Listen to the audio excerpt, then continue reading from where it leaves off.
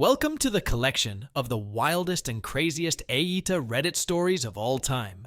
From wild betrayals to shocking twists, these tales will leave you questioning who is really in the wrong. Let's dive in together. The first story for this collection is from Eat Fish Katie. AITA for leaving my boyfriend over his new best female friend. My boyfriend, 32M, and I, 28F, moved to a new city a little over 7 months ago. Before that, he was unemployed while I supported him. We both got new jobs and decided to move cities. During the move, he didn't want to help me pack move boxes or travel back and forth to transport things. While it upset me and I told him so, all he was willing to do was help me a max of 2 weekends with the big furniture. When the weekends came upon us, he paid some guys to do the work for us. In his defense, he did help me clean the apartment a little bit. I would say most of the move and the stress of moving fell onto me, though. This is where the troubles began. When we moved in, he set up an office for himself and refused to help me get furniture and decorate the place. Due to the prior financial struggles we endured, we were on a budget, so I furnished the house with Facebook Marketplace items. He never seemed to love the place. We really didn't have a ton of money, so we stopped going on dates and spending romantic quality time together while we paid off our debts. This really upset me, and I felt he was taking me for granted after a while. Even after we could start affording dates, we didn't go. I have been really upset about this, and I told him as much. It's also worth mentioning he makes $1,500 to $2,000 USD average a week, while I make under $2,000 USD a month. I took this huge pay cut to be with him in this new city, and I'm also in a job I am overqualified for. So, it's worth mentioning, my 50% looks different from his 50%, but we are supposed to be splitting things 50 by 50 financially. I pay the bills. He's supposed to pay for groceries and dates. This is important for the context of the story. Fast forward, we start making friends and get invited to a friend's birthday. I beg him to go. Finally, he caved in because I've been so upset at the lack of effort he's put into our relationship. He views spending time with mutual friends a sacrifice he has to make to be in a relationship with me. We get to the party, and that's where we meet Michelle. Michelle and my boyfriend hit it off immediately. They have pretty much the same interests, the same hobbies, similar life experiences. They just talked all through dinner while I tried to make friends with the other people there. At the end of dinner, while everyone got up to leave, they stayed back to talk and exchange contact information. At this point, I felt something in my gut and just wanted to leave. I felt like if I slipped away, he wouldn't even notice I was gone. That's how closely they were talking, and how little I had been included. I just had this feeling. It was this knot, like something bad was going to happen between the three of us. He was touching her arms, flirting. I tried to push my insecurities aside and be happy he was making new friends. I just couldn't shake this feeling. With that, I offered to help carry my friend's gifts and things back to the car. To my surprise, my boyfriend noticed and followed me. Later that night, we went to a dance club. Michelle showed up and spoke to my boyfriend briefly after this, but the rest of the night, I decided I was just insecure for no reason, and needed to give Michelle a chance because she seemed like a nice person. Fast forward, I find out she invited my boyfriend to a Discord server and to a Magic the Gathering night. I texted her, got the phone number from my boyfriend, to ask if I could be invited, which she did. While I did feel insecure about how fast their friendship was growing, I genuinely wanted to get to know her. I learned how to play Magic the Gathering, and found out I really liked the game, and I really liked Michelle. I thought she was a good, trustworthy person. Meanwhile, my relationships with my boyfriend continued to suffer as he refused to go on dates and spend time with me outside of his hobbies. Recently, our friend group had another person, someone who was being problematic. Let's call her Bella. I just so happened to be one of Bella's targets. I kept how I felt about what was going on close to my chest for a month before finally opening up to my boyfriend over the phone about it. He ended our call early to call Michelle and tell her everything I told him in confidence. I found out later after the fact when he and I were discussing things. I felt super betrayed. I didn't realize he was calling her to talk on the phone. He claimed this was the first time this happened and that his actions were innocent. I told him it made me uncomfortable and I felt disrespected. When I brought it up to him, he agreed we needed to work on things between us and start going on dates again, which never happened. Then, 3 weeks ago, Michelle asked him to watch her dogs. She gave him her house key and they both neglected to tell me about it until I caught him leaving to go to her place one day. He had the house key for several days before she left. He did tell me as he was leaving he was going to her house to watch her dogs when I caught him, but the whole thing rubbed me the wrong way. There was a lot of secrecy around his relationship with her. I told him that I was concerned his relationship with her had evolved into an emotional affair. He insisted it wasn't like that, and this was all a big miscommunication. Everything in my gut was telling me something was wrong. That pesky feeling was back. At this point, we still had not gone on a date. After I caught him with the key, he finally took me out half-heartedly to a bar where we each got a drink, ate toast, and went home under 30 minutes without talking much. He called it a date. In hindsight, I'm disappointed in how happy I was to just get this sad evening with him. Once she returned, he was pushing me to go to the mall with him to shop for presents for people for Christmas. There are 2 malls in our city. One is smaller than the other. I am not a huge fan of malls, so I suggested we just go to the smaller one together to check it out. He wanted to go to the bigger one, so he immediately asked Michelle to go with him. He wanted to spend the day with her at the mall. I was upset. His response was, "She's there to do things with me you don't want to." This led to fight, and I asked him to please treat this outing as casual as possible, no date-like or borderline flirty stuff. He agreed, so I felt okay about it. The day of, he wore a nice button-down and work pants with boots. He looked like he was going on a date. I explicitly, the night before, begged him to be casual about this outing with her. He felt, where he is from, people dress up nice to go to the mall, and I was being controlling. This led to a huge fight between us. He won, and I apologized. I was in the wrong for telling him how to dress. This still felt to me like he went on a date with her, but I bit my tongue. After the mall trip, I told him I was upset, so I got my second date. During the date, he asked me why I felt so insecure about his and Michelle's relationship, so I told him everything. The moment I met her and saw them together, how I had this gut feeling. He got mad at me. We ended the date fighting and I was feeling guilty. A day after we talked, she messaged him asking how he was doing.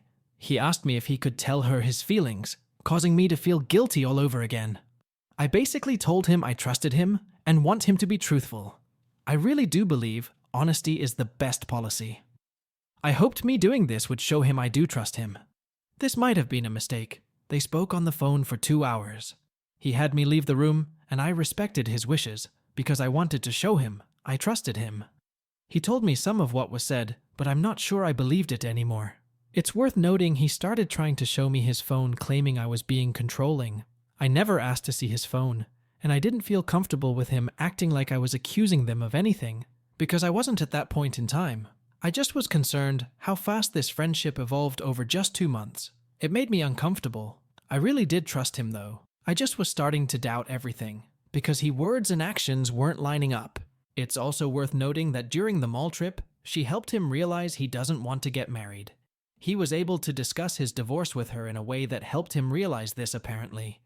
He came home and told me that he didn't want to ever get married after this trip, which was a shock and news to me.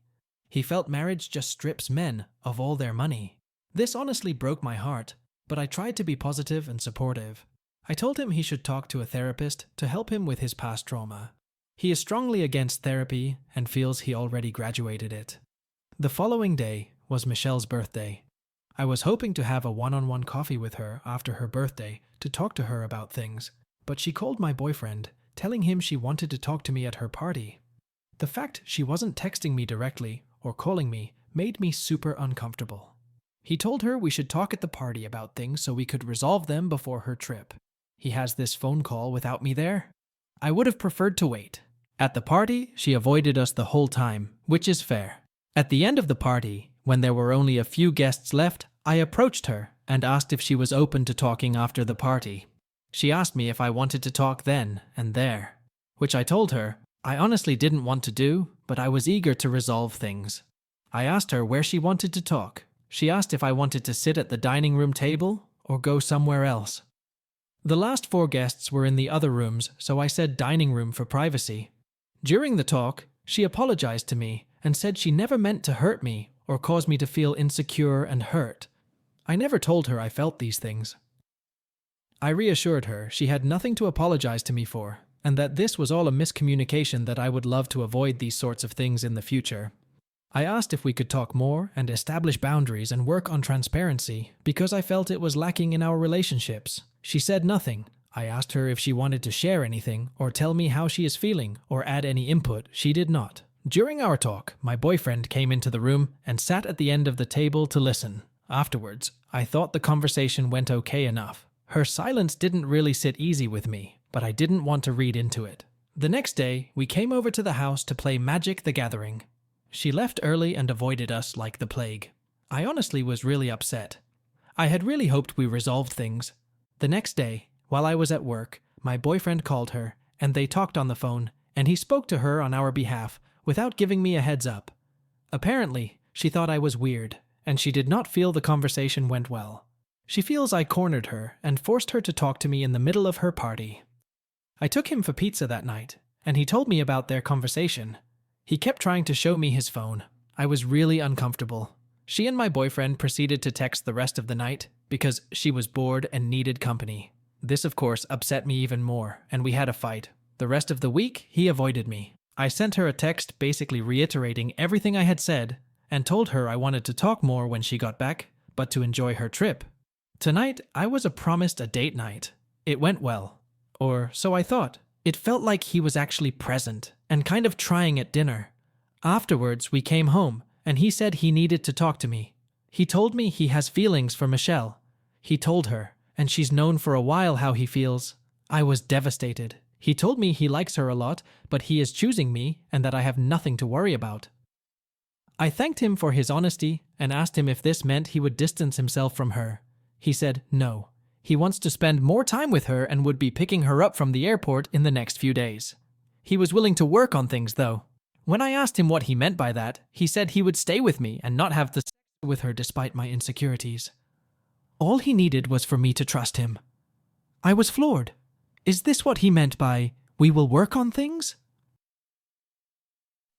I asked him to clarify what behavior he was going to change to get our relationship to work, and he verified none. He doesn't see what he did wrong. This for me was the last straw. I broke up with him. I'm at a friend's house now trying to figure out what to do, especially with the holidays upon us. We were supposed to host my family. I'm not sure I can find a place in time to host everyone. My now ex-boyfriend thinks I'm being jealous and insecure because his new best friend is a girl. He has feelings for her and isn't willing to distance himself to work on our failing relationship. He doesn't see anything wrong with developing feelings for her and not having boundaries. He can't understand why I'm upset and why I can't trust him. I honestly feel justified due to communicating at length how I wanted him to start working on our relationship, prioritizing me as much as he is her. Lastly, asking him to ease up on his fast-growing relationship with Michelle for a bit until we figured ourselves out and he got therapy for managing his relationships and his past traumas. Again, I don't hate Michelle or think she is bad. I think she looks bad right now due to what he has said to me. I feel like there is more that I'm not seeing or understanding in this. I'm trying to give her the benefit of the doubt till she comes home and we can talk. I hate this situation, and I feel like my relationship ended before my eyes in smoke and mirrors with Michelle at the center. I honestly can't tell up from down or left from right in this relationship anymore. I honestly don't know what to do. Even writing this out, I wonder if I could have handled this differently. AITA? OP is not an AH. Her boyfriend is an AH for being unfaithful in his relationship with OP and continuously neglecting her. OP's decision to break up with him is 100% justified.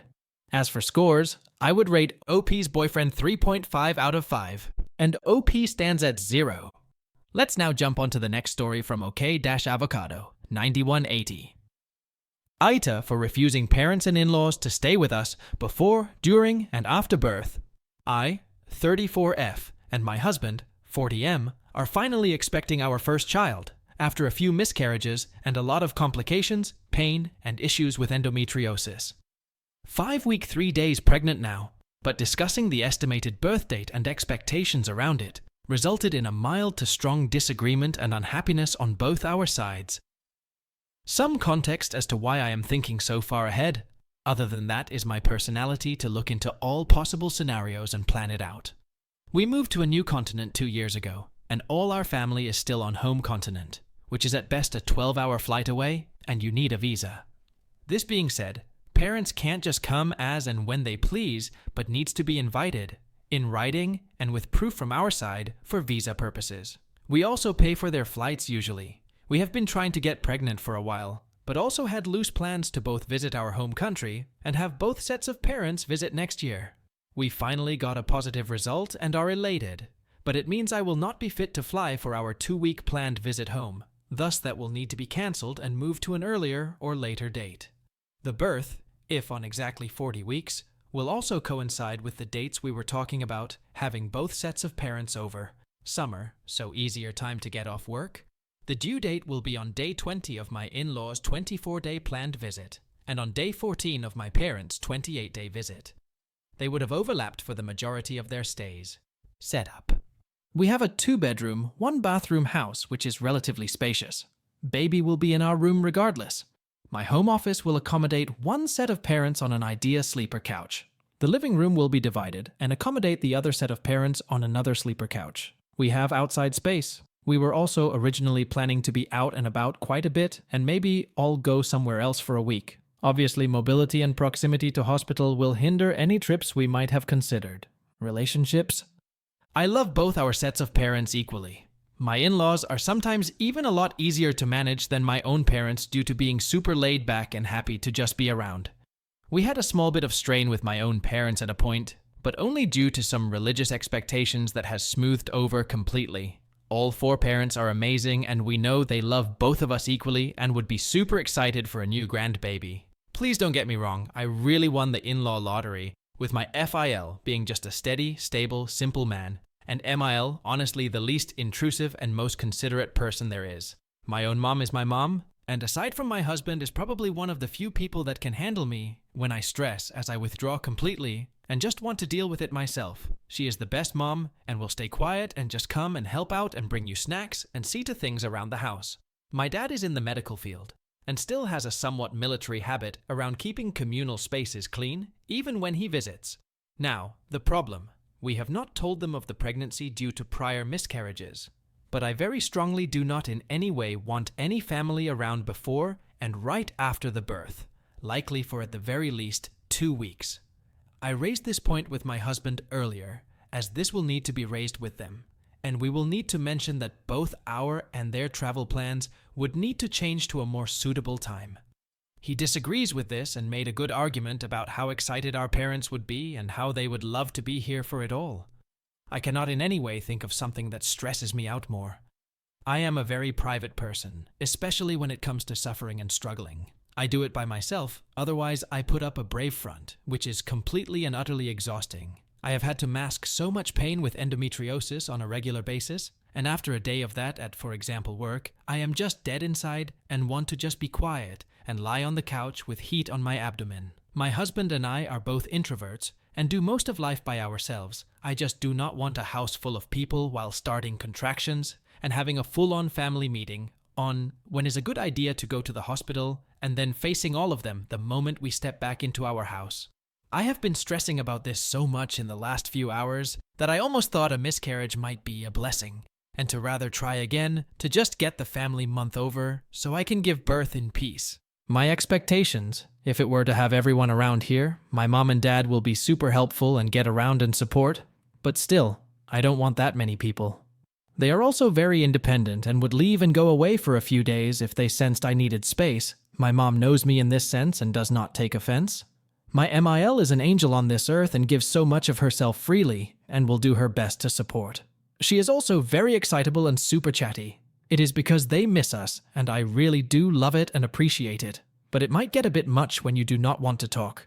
IL's travel date is also limited to these exact times due to my Mile still working, and she has that time off. My FIL is salt of this earth, usually quiet, but very happy to be around family. He has apparently become conversation-starved since retiring. He is very practical, but generally not very handy around the kitchen or house, and usually myself, my husband, or my Mael usually waits on him for food and drinks. They are less independent, and will be here on our budget, and we usually cover all their costs and move around with them.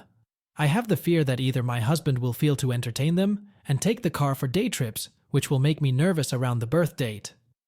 I also feel that he will then be torn between the hospital and coming back and updating everyone at home. It is just us two and our 2 cats usually.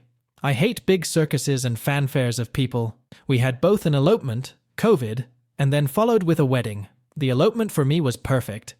The wedding was okay and had some really nice highlights, amazing photos, and was good to share with our families and friends. But I almost cancelled the wedding 50 times leading up to it due to having to deal with all the people. I also felt super out of place on my kitchen tea before the wedding, even while I appreciated it tons. I don't like being the center of attention. How would you navigate this? I don't want to be insensitive, but I really do not want people around during that time. My parents, I think, will definitely understand and give us the space, but my husband seems to feel quite strongly that his parents would love it and that it would be special. It would definitely be a little bit driven by the fact that his mom's holiday would work best during that time. Thank you all. OP is not an AH here. She just wants privacy for which she has every right. She is not against her parents and in-laws, just wants space. So, she is not an AH here. OP's husband, wish that his parents be with him, is okay. But not at this time when his wife need privacy. OP's husband must respect her. He is being a little bit an AH, and I would rate him a 1 out of 5 on the AH scale. And OP gets nothing. Now let's move on to the next story from Baby Butterfly Dash. AITA for not forgiving mom for childhood abuse. I, female mid-20s, had a very intense childhood growing up. My mother and father never got along, and every day was a screaming match, either on the bills or school fees or groceries, to the point my 2 siblings and I were desensitized to the violence. My dad worked hard, but he would pick fights with my mom to ask her parents for money, because he would somehow have no money after working all day. In our culture, men were primary breadwinners while women handle the household. My mom would save up money she got us as gifts and manage our clothing, food that way. One thing that ticked my mom was how my father had a preference for me over my elder sister. He was stricter and more stringent with her, but would give me flexibility. For example, when money was tight, he suggested my mom change something in my sister's life. When my mom got angry because she didn't want to disrupt her daughter's life, she asked him to change mine instead since I was young, 5, and could cope. He immediately dropped the subject. However, this translated into a cycle of my mother intentionally leaving me out of things and focus on my sister, thinking my father would cater to me. And then he would have to step up because mom would ignore me, provide food, clothes, even emotional comfort. They fought regularly. However, every time they fought, my mom would be agitated and would sometimes take it out on us siblings, me plus elder. 1. Once my dad had an argument with mom in front of a delivery guy at the gate, and he slapped her. So she came inside and beat me with a wooden stick on my legs so she could hurt him, because according to her, I was his favorite. 2. Once she took my clothes and locked me out in the garage in scorching hot afternoon because of something I did.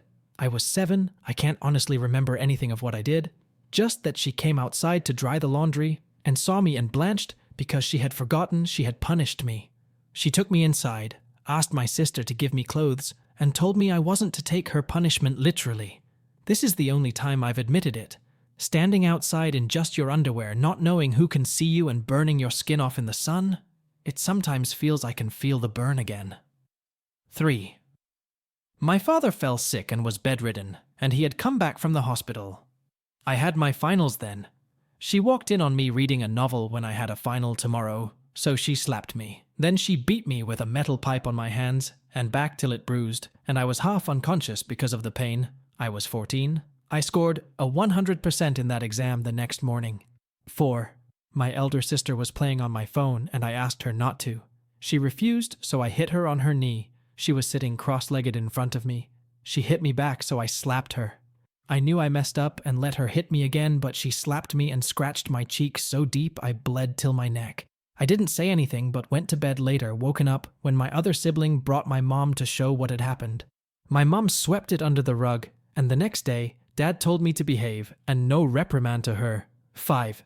She placed a burning match on my tongue because I said a curse word. Once she put red chilies and wouldn't give me water. I was 9. 6. Elder sister and I raced to the washroom to shower once, and I tried to close the door but accidentally closed it on her hand, and she started ranting. My mom was praying, and she calmly got up and slapped me too many times in a second that I lost consciousness. It all stopped once I turned 19 and could stand up for myself. She changed too, became calmer. But sometimes when she's talking, I can't help but wonder why she hated me. I was her child. I bring it up in conversations and she tells me to stop overreacting, and that it wasn't that serious and I need to move on. We have worked on our relationship and are much closer. It came up the other day, and she got agitated and mad that I kept reminding her how she used to beat me, and she told me to stop being childish. So, am I wrong here? OP is not an AH. She is a victim of childhood abuse from her mother, both physically and emotionally. Her mother is an AH for abusing her child. As for scores, I would rate OP's mother 4 out of 5, and OP gets a 0. Let's now jump onto the last story for this video from Throw Away the Audacity, AITA for Taking Everything in My Divorce. Just got divorced after 12 years. We have 2 kids, 13, M, and 10, F. I initiated the divorce, and he is still not happy with it, and tried to pressure me into staying for the kids, even though I had been doing that for years, even though it was destroying me mentally. He has a lot of issues in life, and a lot of resentment for me, and that informed the way he treated me every day. I didn't want to tear my family apart, but I was a shell of myself who spent a year unable to get out of bed from depression before I finally pulled the trigger on my marriage and turned my entire life around this summer. As such, I proceeded with the divorce I asked for in July, and it was finalized yesterday. We didn't have much by way of property. A house that was bought 3 years ago, which I bought solely on my credit, but later added him to the deed as double insurance that my kids would retain access to the house I purchased for them to grow up in and always have their space. We also had a car, this time purchased in his name, but I paid the down payment, and it was considered my car because he has a work vehicle. Because I have the children Sunday evening through Friday evening, I asked to keep possession of the house for the sake of stability and routine. My ex works out of town Monday, Thursday, or Friday mostly, so they are primarily with me all week, and I'm the one who gets them on and off the bus. My ex agreed to both of these things in his response petition, but later balked at paying for half of the property taxes, insurance, or at other upkeep, even though he expected 50% of the proceeds of a future sale, regardless, before deciding he wants off the deed entirely, so he has no responsibility for it, which I am fine with, and have already looked into a quit-claim deed. I have been a stay-at-home mom for 11 years.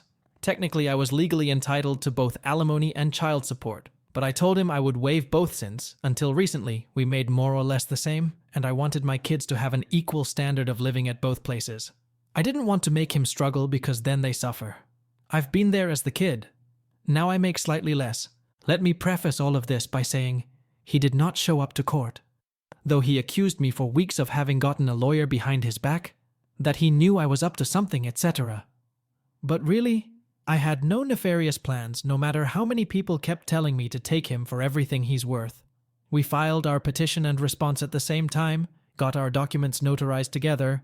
I was fine with all of it. Yet still, he did not show because he didn't want to be there. In my state, all divorces with minor children require you to put your income and custody percentage into a formula, and it automatically calculates the amount, and then it's up to the judge's discretion as to what they think is fair. It's not optional. Based on their formula, I have the kids 72% of the time.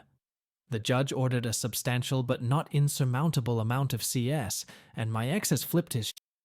He's accusing me of lying about it being up to the judge, saying I lied about my income.